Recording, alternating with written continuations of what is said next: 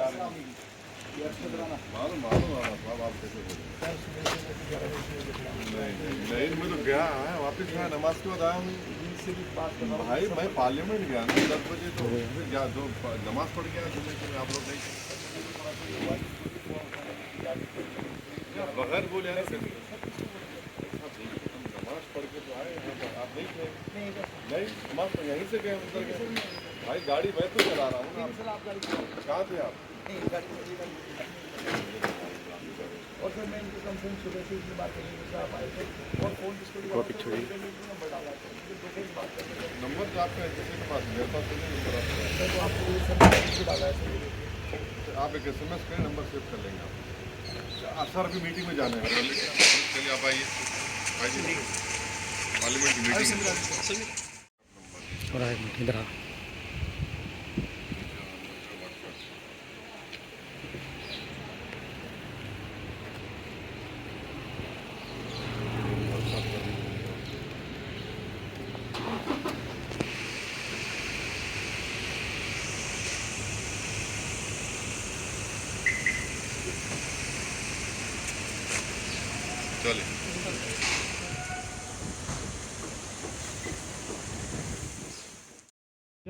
आइए दोस्तों, आपके बीच में मैं एक मेहमान जो बाहर से चल के आए हैं, जो MIN के प्रत्याशी भी रहे मीरापुर के अंदर, मैं उनको दावत देता हूं। मेरी मुराद अरशद राणा साहब से है। बड़े अदब के साथ वो आए और वक्त की किल्लत को देखते हुए मुख्तसर अंदाज में अपनी बात को रखे। भाई अरशद राणा साहब। सम्मानित साथियों, अस्सलाम वालेकुम। अस्सलाम वालेकुम। मरकज़ी और हमारे सभी आदर्श लीडर और हमारी बहन शायद यहाँ मौजूद हैं, हाजी ताहिर साहब की वाइफ और उनके बेटे, उनको मुबारकबाद कि वो इस कशमकश में इतनी बड़ी जिम्मेदारी को अपने कंधों पर इसलिए उठाकर आपके साथ कंधे से कंधा मिलाकर चलने के लिए तैयार है, क्योंकि आप कलमाए ला इलाहा होगा। जंगल राज क्या रहा है, लेकिन साथियों हम डरने वाले नहीं है, क्योंकि हम मजलिस वाले हैं। हम किसी के घर में नहीं रहते। हम बता रहे हैं कि अगर आपने इस बार चूक कर दी, अगर आपने इस बार इतिहास में से अपना नाम हटाने की कोशिश कर ली, तो साथियों इतिहास में से पन्नों की तरह फाड़ दिए जाओगे। ना कोई तुम्हारा नाम लेने वाला रहेगा, ना कोई तुमसे पूछने वाला रहेगा, ना तो कोई तुम्हें याद दिलाने वाला रहेगा। अगर रहेगी बाकी तो खुदा की रहमत जो तुम्हें हर वक्त बचा के रखेगी। तो साथियों मैं आपके बीच में एक बात जरूर कहने आया हूं, वोट हमारा, राज तुम्हारा नहीं चलेगा, नहीं चलेगा।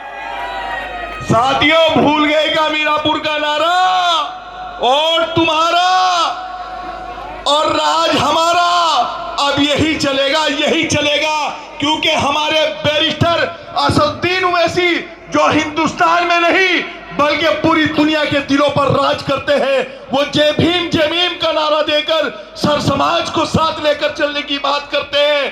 क्योंकि साथियों जब सर समाज के लोग आपके साथ कंधे से कंधा मिलाकर चलेंगे तो वो दिन दूर नहीं जो आपकी वोटों पर राजनीति करते हैं और आज आपकी गलियों में आवाज लगाने पर मजबूर हो गए बेचारे।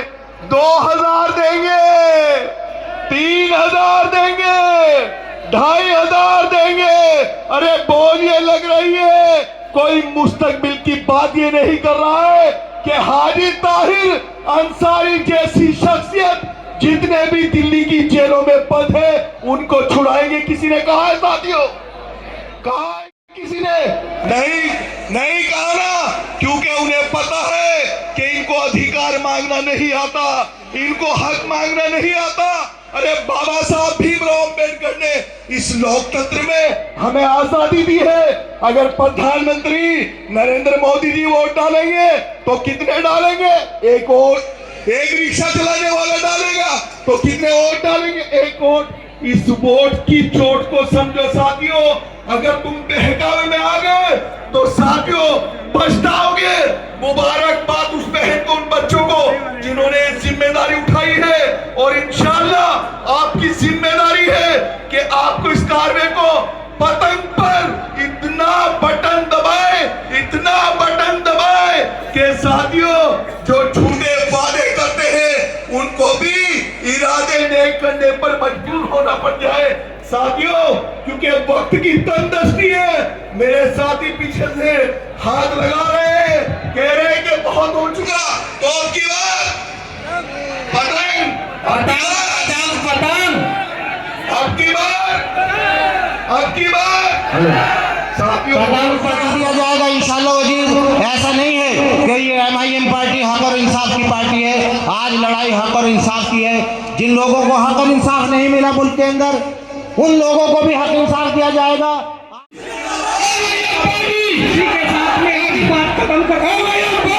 बड़े नेता आगे इंशाअल्लाह उनको सुनेंगे हम सब लोग।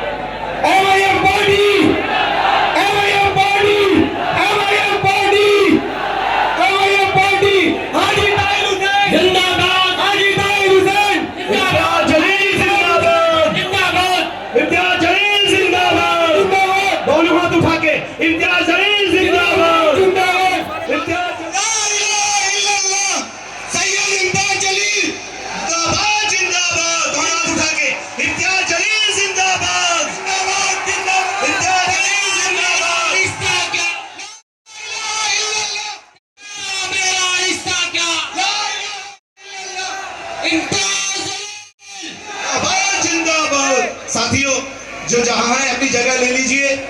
आपके बीच में वो शेरे महाराष्ट्र जिसने पूरे भारत में अपनी पहचान दर्ज कराई है, आपके बीच में तशरीफ ला चुके हैं।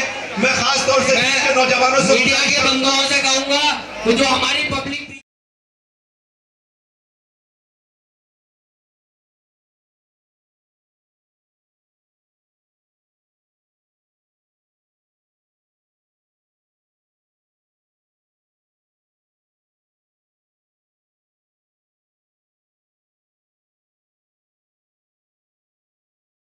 आग लगाने का फैसला करो कौन मुसलमान है, किसको मुसलमान समझते हो।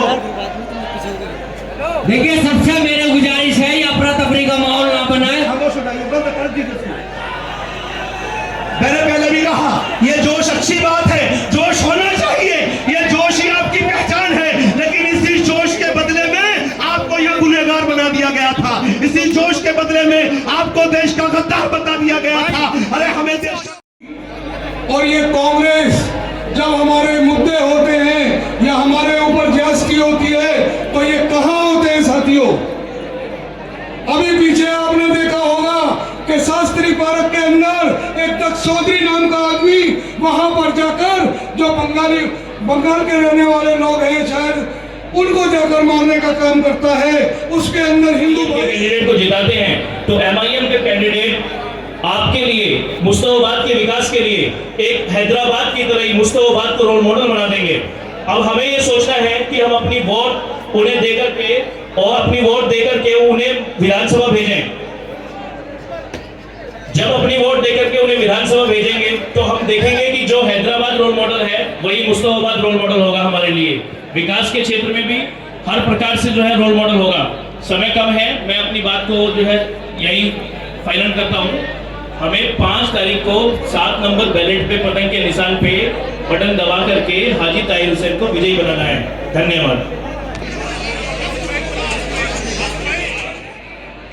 अरे 68 सीटें बची है, तुम सभी की सभी सीटें जीत जाओ, लेकिन हम चाहते हैं उन 68 में बोलने की कितनी हिम्मत होगी हमें नहीं पता है, लेकिन मुझे पूरा यकीन है कि मेरे 2 शेर अगर विधानसभा के अंदर चले जाएंगे तो 68 के ऊपर भारी रहेंगे। कितनी तादाद है मायने नहीं रखती है, कितने लोग जा रहे हैं सिर्फ सरों को गिना नहीं जाता है। बोलने वाले, हिम्मत से डट कर खड़े रहने वाले, आंख में आंख डालकर सवाल करने वाले लोगों की आज जरूरत है। 2 लोग क्या कर सकते हैं? कभी जाकर अमित शाह और नरेंद्र मोदी से पूछो कि 2 लोग क्या कर सकते हैं। असद साहब अकेले थे, लेकिन आपकी दुआओं की बदौलत इम्तियाज जलील तुम्हारे ये भाई को भी मौका मिला असदुद्दीन अवैसी साहब के बाजू जाकर बैठने का। 5 साल ये शर्फ हासिल हुआ। पहले ही दिन से असद भाई ने एक मंत्र दे दिए थे कि हिम्मत रखो इस बात की कि जो सच है तो सच बोलो, गलत है तो गलत बोलो। मेरे कान में उन्होंने एक मंत्र फूका था, एक मंत्र उन्होंने मुझे बताया था कि इतिहास जो है वो दिलेरों का लिखा जाता है, दलालों का इतिहास नहीं लिखा जाता है। इसीलिए जब हमने बोलने की शुरुआत की थी, मुझे आज भी अच्छी तरह से याद है कि मैं जब पहली तकरीर करने के लिए खड़ा हुआ था तो मुल्क के गृह मंत्री अमित शाह साहब सामने बैठे हुए थे। जब मैंने बोलना शुरू किया तो उन्होंने बाजू वाले एमपी से पूछ रहे थे कि ये कौन आ गया। तो हो सकता है उन्होंने बोले होंगे कि साहब पहले अपन एक शेरवानी से परेशान थे और ये दूसरा भी आ गया है, ये भी बहुत बोलता है। मेरे भाई, अगर आज मैं आप लोगों से ये हाथ जोड़कर अपील करने के लिए आया, मैं दिल्ली की जिम्मेदारी उठाता हूं। जब हमने ताहिर भाई को इलेक्शन लड़ाने का फैसला किया तो हमें मालूम था कि इलेक्शन पैसा यहां पर कितना मायने रखता है। भाजपा के पास तो हराम की दौलत की कमी नहीं है। आम आदमी पार्टी ने भी मोहल्ले मोहल्ले के अंदर शराब की दुकानें खोलकर, शराब के ठेले लगाकर बहुत बेईमानी का पैसा कमाया। हमारे पास क्या है कि जिसकी ताकत पे, जिसके बलबूते के ऊपर हम ये इलेक्शन लड़ रहे हैं, तो मेरी ताकत क्या है मेरे भाई? मेरी ताकत एक वो है और मेरी ताकत ये है। हम आपके भरोसे के ऊपर यहां पर आए। हम अच्छी तरह से जानते हैं, एक बात वो तमाम सियासी पार्टियों को मैं अच्छी तरीके से बताना चाहता हूं कि तुम्हारे पास सब कुछ है, दौलत है, पैसा है, पूरी मशीनरी तुम्हारे पास है, सारी ताकत तुम लगा सकते हो, पुलिस का इस्तेमाल कर सकते हो, प्रशासन का इस्तेमाल कर सकते हो, लेकिन एक बात अच्छी तरह से समझ लो, ताकतें तुम्हारी है पर खुदा हमारा है। लेकिन इंसाफ सबके लिए बराबर है, कानून सबके लिए बराबर है। इस मुल्क के अंदर मेरे लिए अलग कानून है और नरेंद्र मोदी के लिए अलग कानून है, ऐसा हो नहीं सकता है। जो कानून अमित शाह के लिए है वही कानून इम्तियाज जलील के लिए है, वही कानून ताहिर हुसैन के लिए है, वही कानून शिफाउर रहमान के लिए है। लेकिन मेरे भाई, आज कहीं ना कहीं एक ऐसी सोच पनप रही है कि नहीं, अगर मुल्जिम आप लोगों में से है, हम लोगों में से है, आज हिंदुस्तान की जेलों के अंदर चले जाइए, आप देखिए कि वहां पर सबसे ज्यादा तादाद किसकी है। हम कतई किसी गुनहगार का साथ नहीं देंगे, लेकिन महज इल्जाम लगाकर अगर सालों साल किसी इंसान की जिंदगी सलाखों के पीछे अगर आप डाल देंगे, तो मैं सोचता हूं ताहिर हुसैन का नौजवान लड़का अपने बाप को गले लगाने के लिए कैसा तड़प रहा होगा। उसके घर वाले, उनकी बेटी, उनकी बीवी आज इस हालत में होगी। आप सोचिए दोस्तों, मैं लाल टोपी वाले से ये कहना चाह रहा हूं, अगर नहीं सुनना है तो आप यहां से जा सकते हैं। वो हरे शर्ट वाले को निकाल के बाहर फेंकिए, बाहर फेंकिए वो हरे शर्ट वाले को। कोई नचनिया का प्रोग्राम नहीं हो रहा है यहाँ पे, जिस तरीके से तुम नाच रहे हो। अगर नहीं सुनना है तो यहां से बाहर हो जाइए। हो सकता है कि जो किराए के टट्टू तुम्हारे अंदर भी यहां पर लाकर भेजे गए हैं कि इन जलसों को खराब करना, अगर संजीदगी से नहीं सुन सकते हैं तो अपने घर में जाइए, क्योंकि चंद लौंडों की वजह से, चंद ऐसे बदतमीज लड़कों की वजह से हम इतने बड़े हमारे मिशन को हम नाकामयाब नहीं होने देंगे। अगर नाचना है तो सड़क के ऊपर जाकर नचनिया बन के नाचो, यहां पर सुनने के लिए आए हैं तो सुनो कान खोलकर। हम तुम्हारे लिए सौ से किलोमीटर दूर दिन भर अगर हम तड़प रहे हैं, अगर हम मेहनत कर रहे हैं, तो कोई हमारा यहां पर वजूद नहीं तैयार होगा। यहां पर आपकी सियासत, आपका नेता तैयार करने के लिए हम आए हैं। हम चाहते हैं कि हमारी क़यादत यहां पर आप लोग संभाले, आप लोग इसे मजबूत करें, ताकत बख्शे। मेरे भाई,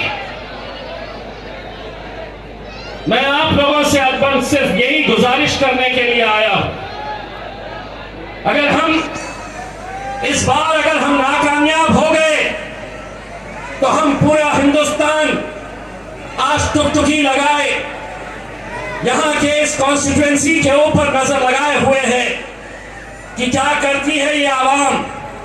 कल ऐसा ना हो कि मुझसे पूछे लोग कि आप मुस्तफाबाद गए थे और मुझे ये बोलने पर मजबूर होना पड़े कि मैंने इंसानों को तो देखा है वहां पर, लेकिन शायद उनका जमीर मर चुका है। ये बोलने पर हमें मजबूर मत करिए।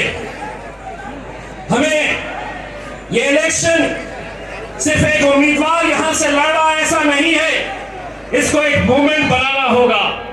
एक मिशन के तौर के ऊपर ये इलेक्शन आपको लड़ना होगा। आपको सिर्फ वोट नहीं मांगने के लिए आए हैं, आपको हर चीज से इनका ताउन करना पड़ेगा। मैं मुस्तफाबाद के तमाम उन गरीब मुसलमानों से यह हाथ जोड़कर अपील कर रहा हूं, इलेक्शन महज वोटों से जीते जाते हैं ऐसा नहीं है। कितने सारे ऐसे बच्चे होंगे जिनके अंदर एक जज्बा है। मैंने कल की ओखला की सभा के अंदर देखा है कैसे कैसे नौजवान हिंदुस्तान के कोने कोने से आए हैं।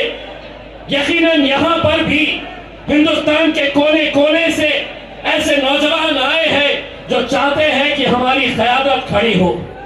क्या किसी ने उनसे पूछा कि तुम कहां रह रहे हो, क्या खा रहे हो, कहां सो रहे हो? मेरे भाई, इसको एक मिशन बनाना होगा। हर रोज आपको ये अपने तौर के ऊपर ये ताउन करना होगा, ये पूछना होगा कि कौन सा लड़का बिहार से आया है, महाराष्ट्र से आया है, झारखंड से आया है, क्यों आए हैं? सिर्फ हमारी अपनी क़यादत खड़े करने के लिए।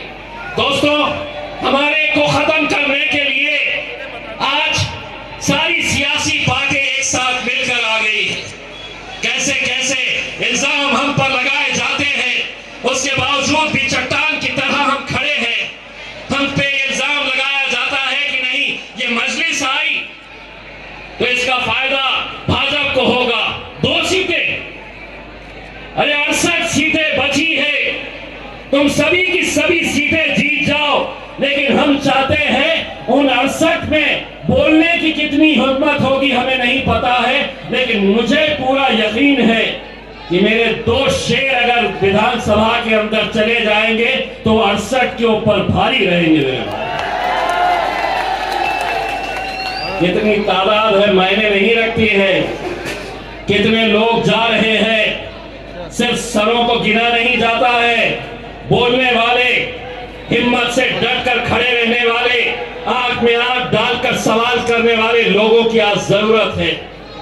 2 लोग क्या कर सकते हैं? कभी जाकर अमित शाह और नरेंद्र मोदी से पूछो कि 2 लोग क्या कर सकते हैं। असद साहब अकेले थे, लेकिन आपकी दुआओं की बदौलत इम्तियाज जलील तुम्हारे ये भाई को भी मौका मिला असदुद्दीन अवैसी साहब के बाजू जाकर बैठने का। 5 साल ये शर्फ हासिल हुआ। पहले ही दिन से असद भाई ने एक मंत्र दे दिए थे कि हिम्मत रखो, हिम्मत रखो इस बात की कि जो सच है तो सच बोलो, गलत है तो गलत बोलो।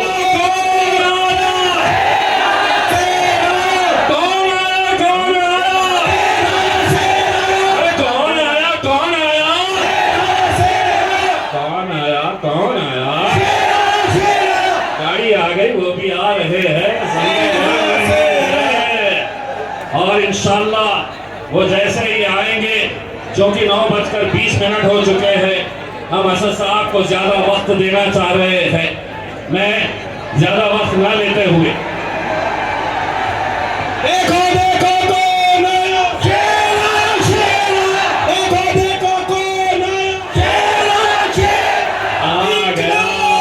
कौन आया, कौन आया, शेरा शेरा, कौन आया, कौन आया। शेरा शेरा, बहुत बहुत शुक्रिया फिरोज।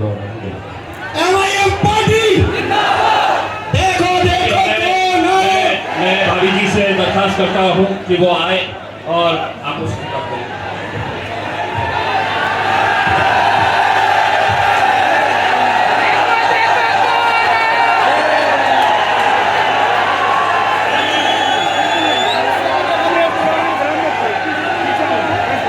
देखो देखो कौन आया, देखो देखो कौन आया। MIM party, barrister Asaduddin Owaisi साहब, बैरिस्टर असदुद्दीन ओवैसी साहब, सैयद इम्तियाज जलील साहब, सैयद इम्तियाज जलील साहब, इनकलाब, इनकलाब, इनकलाब।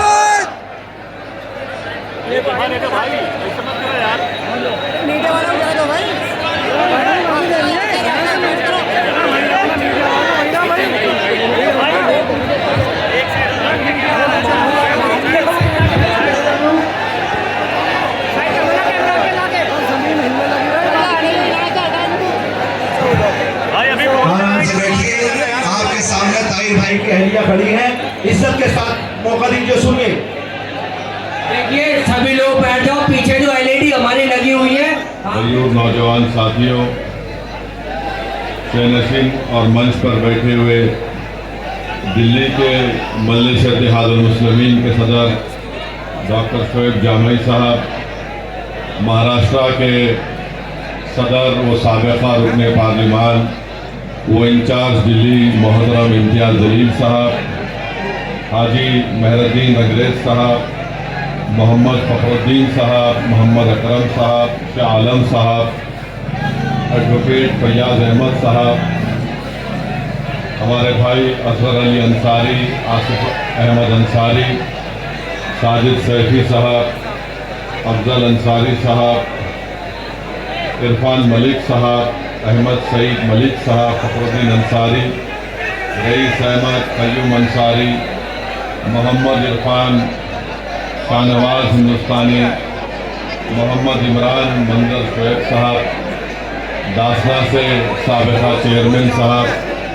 हमारे पंडित साहब, मौजूद हाज़रीन इकराम, मैं आप तमाम के सामने इसलिए आया हूँ कि आपसे ये अर्ज़ कर सकूँ कि 5 तारीख के दिन आपको अपने के वोट का इस्तेमाल मजलिस इत्तेहादुल मुस्लिमीन के उम्मीदवार जनाब ताहिर हुसैन साहब के हक़ में कर आप अपनी पार्टी को कामयाब करिए, अपने इत्तेहाद को कामयाब करिए और अपने सियासी शऊर को कामयाब करिए। मेरे अजीज़ दोस्तों और बुज़ुर्गों, आप मुझसे बेहतर जानते हैं कि ताहिर हुसैन साहब को किस लिए गिरफ्तार किया गया और किस लिए उनको 5 साल में उनको जेल में डालकर सड़ा दिया गया। आप जानते हैं कि उसकी वजूहात क्या हैं। मैं तफसील में ज़्यादा नहीं जाते हुए सिर्फ आपको याद दिलाना चाहता हूँ कि जब लोग आपस में लड़ रहे थे, आवाम की जान को नुकसान पहुंचाया जा रहा था, हमारी इज्जतों को कोई पामाल करना चाह रहा था, उस ऐसे नाजुक वक्त पर जनाब ताहिर हुसैन साहब ने आगे बढ़कर गरीबों की जान और माल की हिफाजत के लिए अपनी जिम्मेदारी को समझकर उस जिम्मेदारी को उठाया। और यही वजह है कि पिछले 5 साल से वो जेल में है।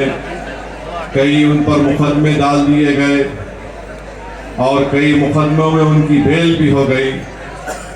2 ऐसे केसेस उन पर चल रहे हैं जिसमें उनकी बेल नहीं हुई है।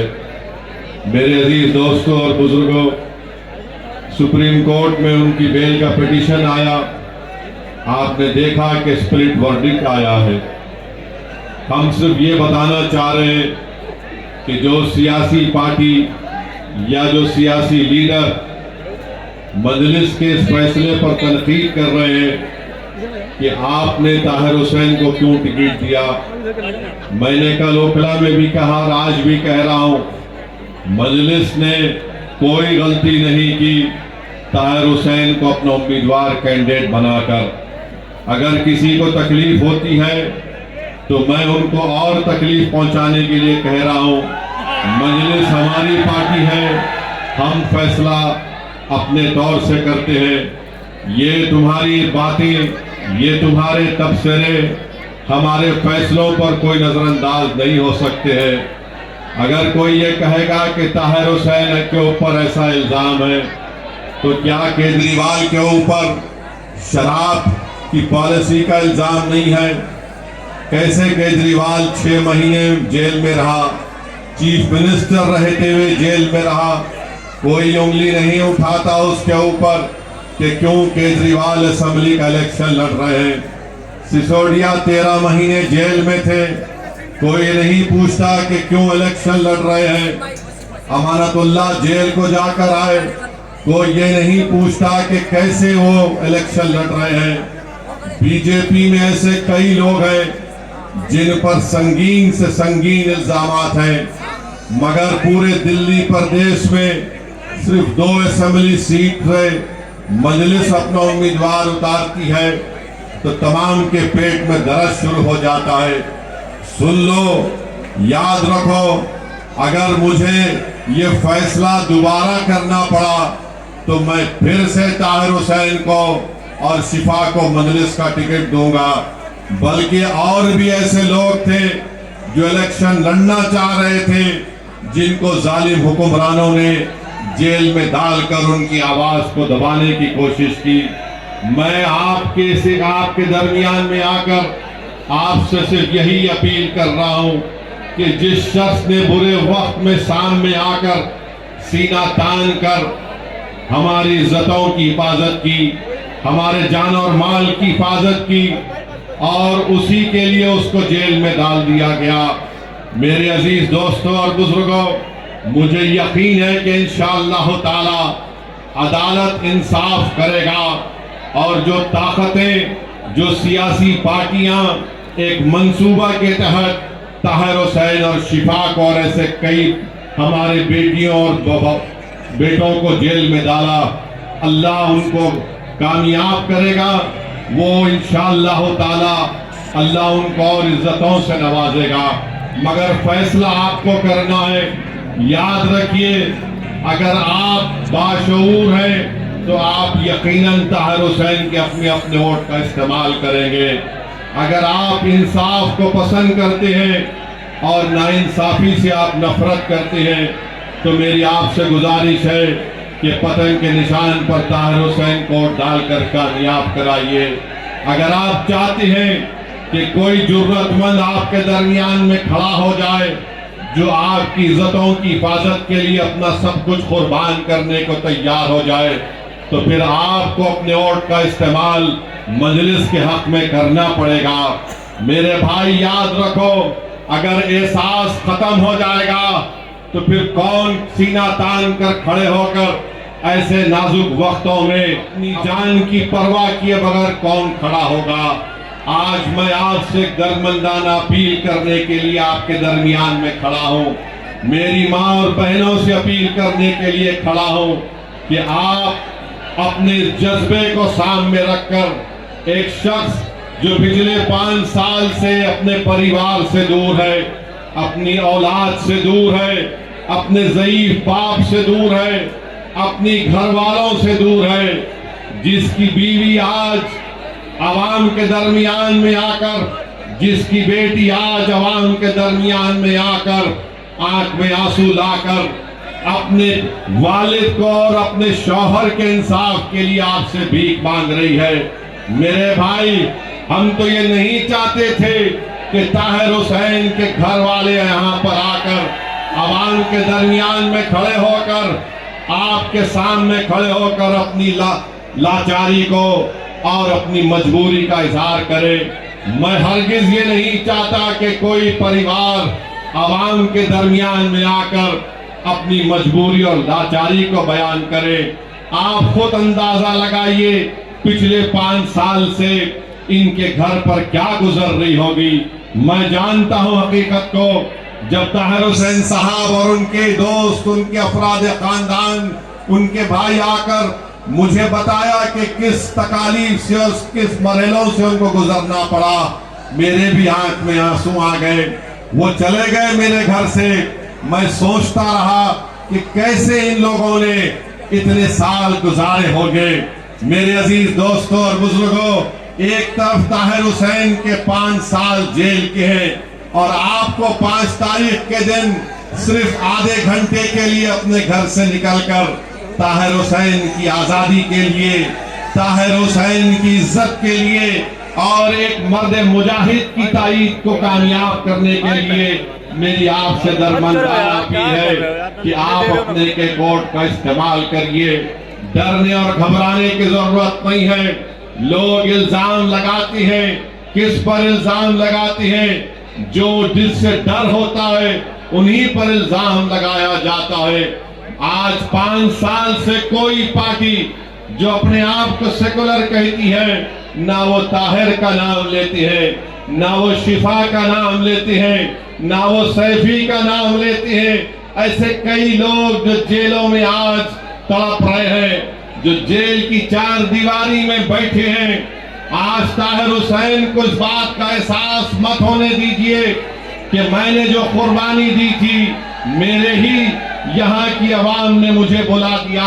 अगर ताहिर को आप याद रखते हैं, अगर ताहिर की कमी को आप महसूस करते हैं, तो मैं आवाम से अपील कर रहा हूं कि 5 तारीख के दिन आप अपने वोट का इस्तेमाल बटन के निशान पर बटन दबाकर करिए।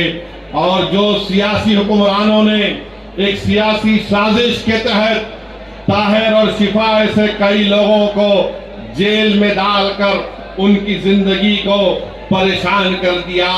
किसी एक शायर ने बड़ा अच्छा लिखा था, उस नौजवान शायर का नाम आमिर अजीज था, जिसकी नज़म को आप और हमने सुना था।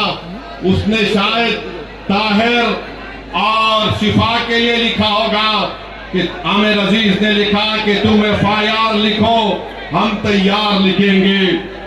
तुम हमें कत्ल कर दो, हम बन के भूत लिखेंगे। और तुम अदालतों से बैठकर चुटकुले लिखो, हम सड़कों और दीवारों पे इंसाफ लिखेंगे। बहरे भी सुन ले इतनी जोर से बोलेंगे, अंधे भी पढ़ ले इतना साफ लिखेंगे। तुम काला कमल लिखो, हम लाल गुलाब लिखेंगे। तुम जमीन पर जुल्म लिख दो, आसमान पे इनकलाब लिखा जाएगा। सब याद रखा जाएगा, सब कुछ याद रखा जाएगा। जो लोग मजलूमों पर जुल्म कर रहे हैं, याद रखो, दुनिया अगर तुम्हारे जुल्म को भूल जाएगी तो कोई बात नहीं, मगर अल्लाह उसकी मखलूक पर जुल्म करने वालों को अल्लाह नहीं भूलता। इंसाफ होगा और रब्बे करीम जब इंसाफ करेगा तो उसके इंसाफ में आवाज नहीं होगी। जो बड़े बड़े इक़्तिदार की कुर्सियों पर बैठकर ये समझ रहे हैं कि हमने ताहिर और शिफा को जेल में डाल दिया, अरे याद रखो, इक़्तिदार किसी के पास नहीं रहता, वरना दिल्ली के वीरान महल पुकार पुकार कर कहेंगे कि हाँ, यहाँ पर भी बहुत बड़े बादशाह रहते थे, मगर आज उन वीरान मंजिलों में कोई नहीं जाता। जिन्होंने ताहिर और शिफा पर जुल्म किया, इंशाअल्लाह उनकी तमाम जगहें वीरान होंगी। आज इक़्तिदार के नशे में चूर होकर तुम इनको जेल में डाले, इंशाअल्लाह ताला कल मुक़द्दर और मुस्तक़बिल तुमको ऐसी गुमनाम वादियों में डाल देगा। इंसाफ जरूर होगा। और जो लोग ताहिर हुसैन की हुब्बुल वतनी पर सवाल उठाते हैं, अरे जालिमो शर्म करो, जिसने बहैसियत कॉर्पोरेटर ये नहीं देखा कि कौन मुसलमान है कौन गैर मुस्लिम है। ताहिर ने सबकी खिदमत की। किसी एक शायर ने चाहे ताहिर के बारे में लिखा था कि दिल से निकलेगा न मरकर भी वतन की उल्फत, मेरी मिट्टी से भी खुशबू वफा आएगी। मेरे अजीज दोस्तों और बुजुर्गों, अपनी हिम्मत और हौसलों को बुलंद रखिए। आज आप इतनी बड़ी तादाद में इस इलेक्शन मीटिंग में आए हैं। याद रखिए, ये दिल्ली का चीफ मिनिस्टर जो साबिका चीफ मिनिस्टर केजरीवाल है और नरेंद्र मोदी है, ये हकीकी मानों में दो भाई हैं, इनमें कोई फर्क नहीं है। एक सिक्के के दो रुख हैं ये लोग। मैं बरसों से कह रहा हूं, एक सिक्के के दो रुख हैं। अगर कोई ये समझेगा कि नहीं केजरीवाल वो मफलर वो झाड़ू कोई फर्क नहीं है, कोई अगर आपसे आकर कहेगा कि नहीं भाई बीजेपी को हराना है, क्या बीजेपी को ताहिर नहीं हरा सकता? बोलो आप मुझे, क्या ताहिर बीजेपी को नहीं हरा सकता? क्या आप बीजेपी को नहीं हरा सकते? जब आप ये मुकम्मल इरादा कर लेंगे कि हाँ हमें अपने इत्तेहाद की नहीं भाई बीजेपी को हराना है, क्या बीजेपी को ताहिर नहीं हरा सकता? बोलो आप मुझे, क्या ताहिर बीजेपी को नहीं हरा सकता? क्या आप बीजेपी को नहीं हरा सकते? जब आप ये मुकम्मल इरादा कर लेंगे कि हाँ हमें अपने इत्तेहाद की ताकत पर, अपने शऊर के ऊपर और बेबाक होकर हम अपने वोट का इस्तेमाल करेंगे, तो यकीनन ताहिर की कामयाबी होगी। मेरे आज के भाषण के बाद कल से हजरत शैतान के एजेंट आपके इलाकों में आएंगे और आकर आपसे कहेंगे, ये हजरत शैतान के एजेंट आकर कहेंगे ओवैसी भाषण तो अच्छा देता है मगर मेरे भाई बीजेपी को हराना है। अरे कमबख्तो बेशर्मो, चुल्लू भर पानी में डूब मरो। पार्लियामेंट का इलेक्शन तो मैं नहीं लड़ा था, तो कैसे बीजेपी को तुमने जीतने दिया? क्या मैं किसी को जाकर बोला था कि बीजेपी का साथ दो? याद रखो, मेरी इस बात को मुस्तफाबाद की जनता याद रखे। याद रखो नौजवानों, मैं कब तक जिंदा रहूंगा, हम कब तक जिंदा रहेंगे वो अल्लाह जानता है, मगर जब तक आप अपनी एक सियासी आवाज को, अपनी सियासी क़यादत को नहीं बनाएंगे, आपके से इंसाफ नहीं होगा, आपको इज्जत और मान सम्मान नहीं मिलेगा। मेरे नौजवानों, मेरी आपसे गुजारिश है कि आप अपनी एक लीडरशिप को पैदा करिए। ना केजरीवाल पसंद करता है आपकी लीडरशिप को, ना मोदी पसंद करते हैं, ना कांग्रेस पार्टी पसंद करती है। कांग्रेस ने जिसको उम्मीदवार बनाया उसका मकसद जीतना नहीं है, वो सिर्फ चंद वोट लेकर बीजेपी को कामयाब कराना चाहता है। यहाँ ना इंशाअल्लाह ताला ताहिर कामयाब होगा। और 26 जनवरी के दिन हम यौम जमहूरिया मनाएंगे। मेरे भाई, मैं आपके जज्बे की कदर करता हूँ, थोड़ी देर के लिए आराम से आप हमारी बात को सुनिए, 4-5 मिनट बाकी है। मैं आपको बता रहा था कि 26 जनवरी के दिन यौम जमहूरिया रिपब्लिक डे मनाया जाएगा। उस दिन हमने अपने आप को संविधान दिया, तो संविधान का जो प्रियम्बल है जिसमें जस्टिस, इक्वालिटी, लिबर्टी, फ्रेटर्निटी की बात होती है, इंसाफ की जब बात होती है तो सियासी इंसाफ भी होना चाहिए। और सियासी इंसाफ किससे होना चाहिए? जो सबसे कमजोर है, जिनकी कोई आवाज नहीं है। मेरे अजीज दोस्तों और बुजुर्गों, आपसे मैं अपील कर रहा हूं कि 26 जनवरी के दिन जब संविधान यौम जमहूरिया रिपब्लिक डे मनाया जाएगा, तो याद रखिए इस मुल्क की आजादी में हमारे बुजुर्गों ने अपना सब कुछ कुर्बान कर दिया। जौहर बरादरान से लेकर मौलाना महमूदुल हसन से लेकर अंसारी साहब से लेकर इन तमाम ने अपनी जानों को कुर्बान किया, तब जाकर आजादी मिली। याद रखो नौजवानों, याद रखो मेरी माँ और बहनों, अगर हम डर डर कर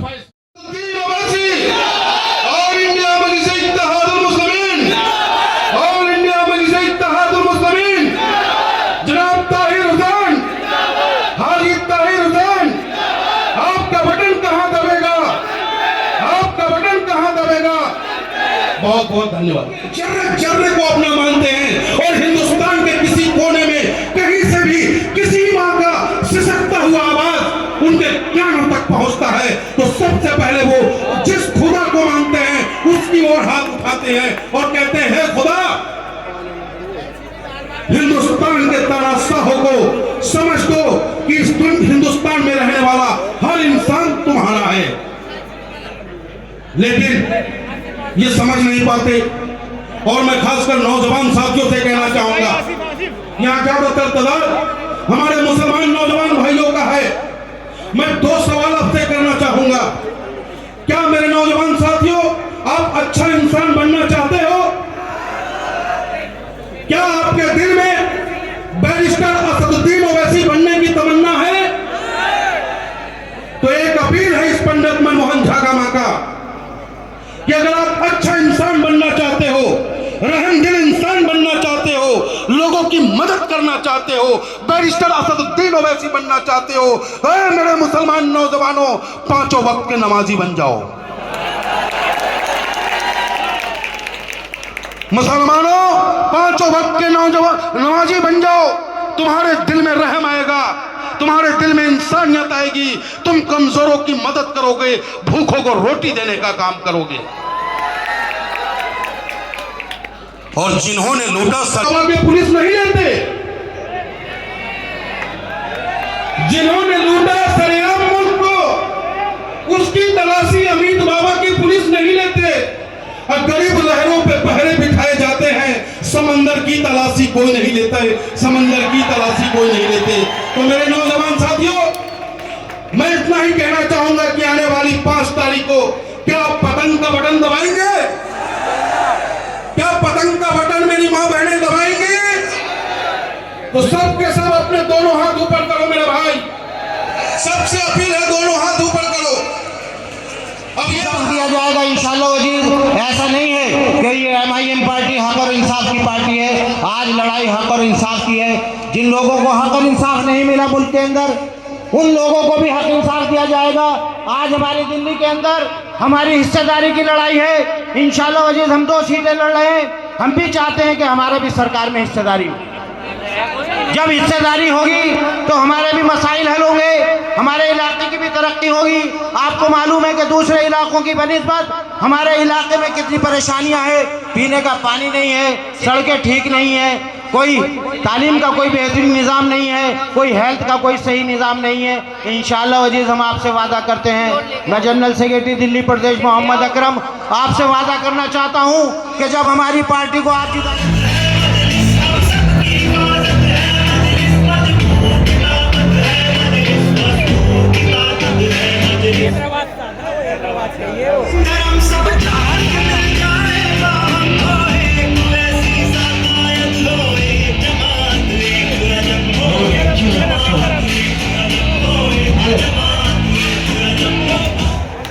देखिए, इस प्रोग्राम को कामयाब बनाने के लिए पूरे मुस्तफाबाद की जनता का शुक्रिया अदा करते हैं और हम पुलिस प्रशासन का